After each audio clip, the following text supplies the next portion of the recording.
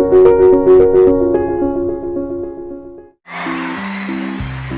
you guys doing? Good.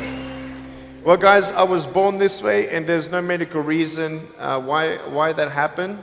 My brother and my sister were born with arms and legs, and sometimes in life, things happen that don't make sense. My doctors never thought that I'd be able to walk, and today, I'm walking. I'm from Australia. Anybody one day want to go to Australia? It's such a cool place. And I now live in LA. I'm a Southern California boy. So I only live about 4 hours from here. And today I'm going to tell you, man, I love freaking people out. One day I'm in a car. I'm in the front seat. I'm not driving, of course. Can you imagine if I'm driving a car? They reckon they can put a joystick, that thing that controls my wheelchair, we can put that in a car. Like, how fully sick is that? Like, imagine if I get pulled over by the cops. Can I have your driver's license, please? Yeah, but it's over there, you're gonna have to get it. Imagine if I'm in big trouble. Put your hands up!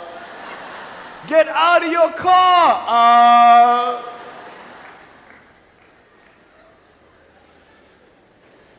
So I'm in the front passenger seat, we're at the traffic lights, and this car comes up next to us, and this girl's looking at me. And I'm looking at her, she's looking at me, I'm looking at her, she's looking at me, I'm looking at her. All she sees is my head, right? She has no idea that I have no arms, no legs. So I'm thinking, cool. I'm gonna freak you out. So I get the seatbelt in my mouth, and I loosen it like this, so then I can freely move. And she's looking at me like, why are you eating your seatbelt? So I pull it, the belt is loose, I can move. Now she's looking at me, full 100% attention and focus. Now just imagine all you see is my head, all right? You might want to put up your hand up to your face to cut off the rest of my body, all right? So you can really see the effect. So just, that's it, exactly. Here we go, ready? I just did this.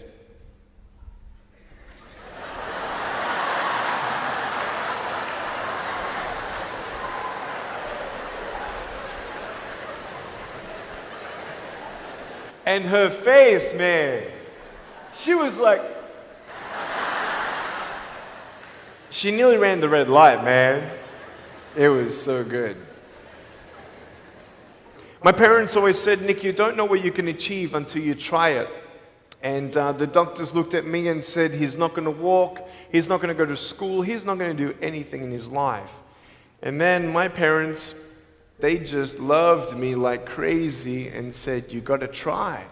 Try this, try that, try this, try that. And I'm thinking sometimes like, Mom and Dad, you're crazy, man. I have no arms, no legs. How would I ever be able to do this or do that? But they encouraged me and they loved me.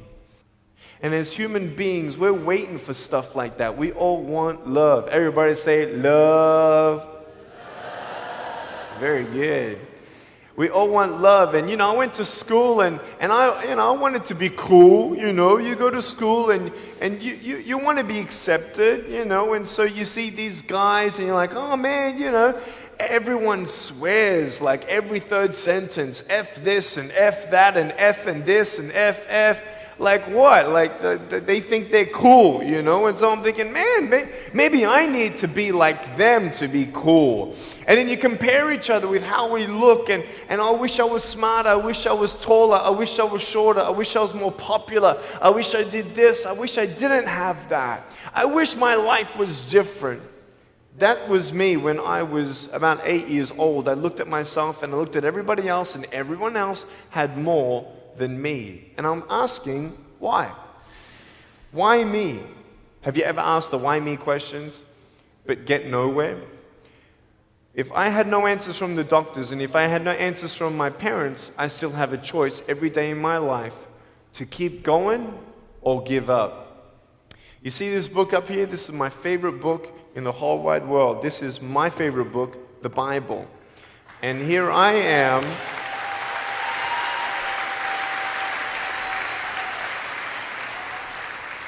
And here I am, and for me, that's my full potential in all that I can be here on earth. And so encouragement takes me closer to all that I can be, and discouragement takes me away. You see, it only takes 3 seconds for someone to tease me when I was at school and just say, hey, you ugly. Yeah, you can't do this and you can't do that. And some of you thinking like, man, seriously? You had kids picking on you? Like, how heartless are those kids? Picking on me with no limbs, like, you would probably say, well, I'm not that bad. I wouldn't pick on a kid with no limbs. But why would you pick on anyone? Well, because it's fun. It's just culture. Okay, we'll get to that. But for me facing all that stuff, I'm getting these seeds. Everybody say seeds. S-E-E-D-S, seeds. Have you seen the pictures of the sequoia reds up here in California? These huge trees. Like some of the trunks could be as nearly big as this room. I've seen those photos where they've actually dug out a tunnel in a trunk of a tree. You can drive a full-size SUV right through it. That all started with a little seed. If you leave a seed of lies in your heart and in your mind and you don't know the truth, if you don't know the truth, you will die with the lie. I started dying because I started believing what I was told. I want you to know the 3 things that I needed to come to in my life is the truth of my value, the truth of my purpose, and the truth of my destiny. I want you to know something. In our mind, we put ourselves down all the time. I want to ask you today, do you think I'm cool enough to be your friend? But I don't swear, I don't use the F-bomb. Am I still cool enough to be your friend? But I don't tease people. Am I still cool enough to be your friend? But I have no arms, no legs. Seriously.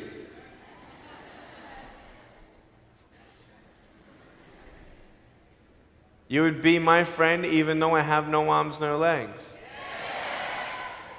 So you're telling me it actually doesn't matter, right?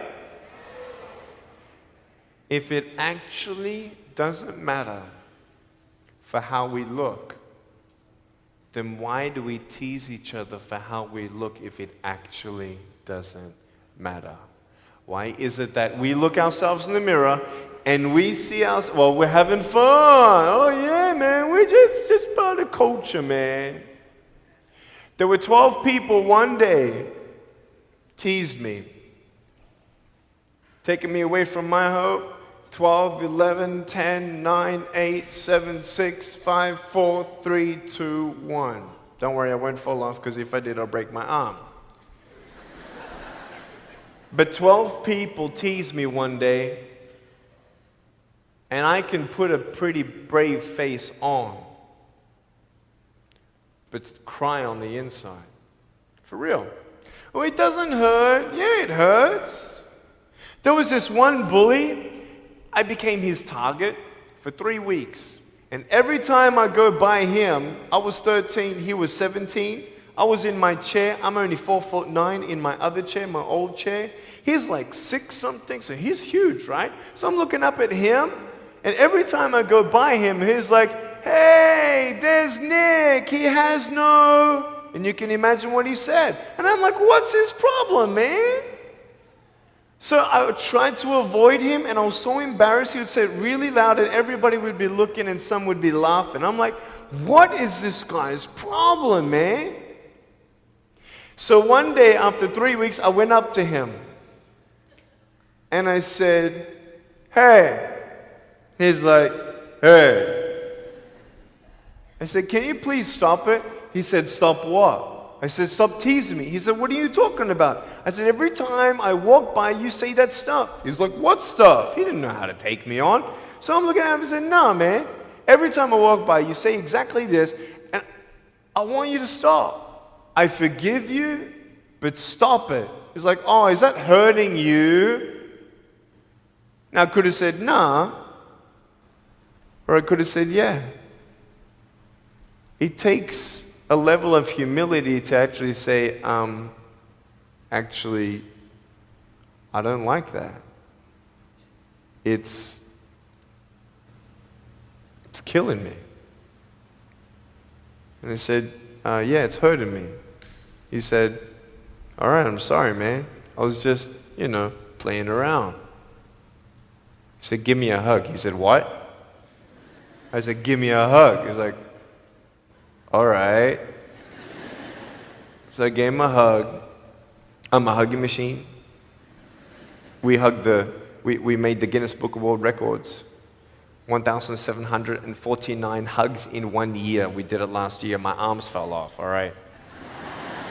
The scary thing about hugging so many people is that anyone can just pick me up and take me home, all right? Like, what am I gonna do? Like, eat them or something? Like, pretty mean headbutt, right? I want you to know that you might be playing around. I could pretty much say that 98% of you have teased someone in your life. I tried to commit suicide because of people who thought they were having fun, not knowing the hell that I was going through. The people you're teasing, what if the person you're teasing is the person who's thinking of committing suicide? What if the person you're teasing is the one who's tried to commit suicide, who hates their life because of you? You don't know if the person you are teasing is the son or daughter of a drunk at home getting abused. And all they need is someone like you to keep on pushing them this way. We need hope. So find something else to do. Find positive things in your own life. I don't care about how you look. I will never, ever, ever tease you. I will never tease you. I could tease you. I could be tough. People thinking that bullying is tough. It ain't tough. My wheelchair, this is tough. This thing, man. I'll tell you something. You ready? This wheelchair. This thing's so tough. When my friend built this for me, he said, you're gonna love it. I said, what, does it go fast? He said, no, but it's tough. And I said, well, what do you mean? He said, you'll find out. The torque in these motors at the bottom, at the back, this thing, if someone's holding it, I'm telling you, it can go 90 degrees. I went 80 degrees up, all right? Someone's holding me to make sure I don't tip back. My wife, she loves shopping with me because she just jumps on the back and we go shopping. Like, she just shops and shops because she doesn't drop, right? We just go and do it. It's fun. Now, what I tried one day to do, you'll never believe me, maybe you will, just know that every word that comes out of my mouth is not an exaggeration. One day, I needed to move a car. So I got my wife to put my car, my 66 Chevelle, in neutral. It's a 2.5-ton car. And I backed it back with this thing. Just like this, like nothing. This thing is tough. Guess what? The definition of tough means it's strong. To show your strength, you need to do something that's difficult. I would sound so stupid if I said, hey guys, I got a Matchbox car one day and I got some fishing line and I towed that Matchbox car all around all day. How tough is my BMW? That's stupid. That's the same thing with bullying. You think you're tough? You're trying to show your strength? That's not your strength. Let me come back in 10 years and let me get your anyone have a 3-year-old nephew? Anybody have a 3-year-old nephew? Cool, put your hands down. I will get any one of your 3-year-old nephews, bring them tomorrow night at where I'm speaking, and we're gonna put him up on stage and let me show you how tough I am. We'll get your 3-year-old nephew and we'll put him up here on the table and let me tease him. Let me show you how tough I am. That's what you are. I could pick on you, you biggest bullies. I could pick on anything you like. any singer, any music that you like. I could tease you. I could tease your family. I could tease your friends. I could tease about the movies that you think are really cool. I could tease anything about you. I could tease you about your nose, your eyes, your teeth, your chin, your hair, your ears, your elbows, your knees, your whatever, man. I can tease you about anything. It ain't hard, just like you can tease me. You want to know what tough is? Go to the people you teased and say sorry. You want to know what tough is? Go up to the people who still tease you and say, hey, stop it. I forgive you, but please stop it. That's tough. I want you to know something, the truth of who you are. I don't care what job you get. I don't care. I don't care how smart you are, everyone. I don't care. I don't care. I love you and I believe in you.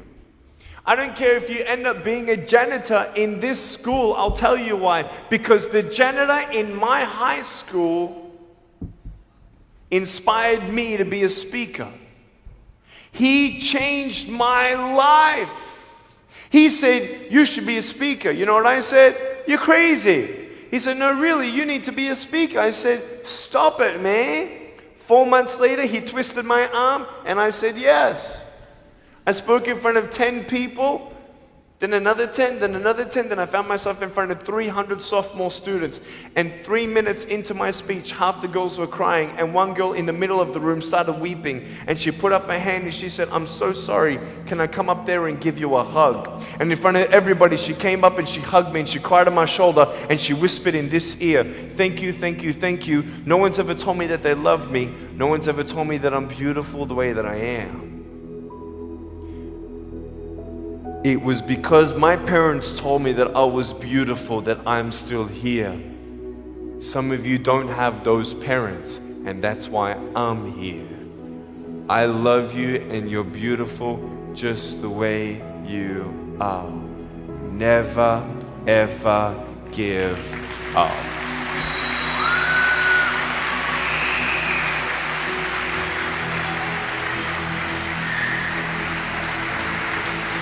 How many schools do you think that I spoke to actually stopped bullying altogether? Okay. Whoever said one, you were correct. One school out of 600, I got a letter from the headmaster, and he said, Nick, you forever changed our school, blah, blah, blah. We haven't seen any bullies pick on anybody for 8 months straight. We don't know what happened, but in the best words that I can describe, there's just a new thought in the air that it just ain't cool anymore. It just ain't cool. I want to ask you, what are you going to do? Are you going to continue on at the risk of knowing that in each section, this section right here, 5 people are already trying to commit suicide? That section there, 5 people. When you extrapolate it out, what if the person you're teasing is one of those, and you have no idea? Would you find something else to do? So, the change is up to you. If you want to see more love in your school, be love. If 50% of the school come together and say, you know what, it just ain't cool anymore, the people who think it's still cool, every time they look down upon you, I want you to imagine my face looking at you. Because I'm telling you, everyone you're teasing is my brother and my sister. And you're my brother and you're my sister. And I'm asking you to stop. Love yourself a bit more. Love each other a lot more.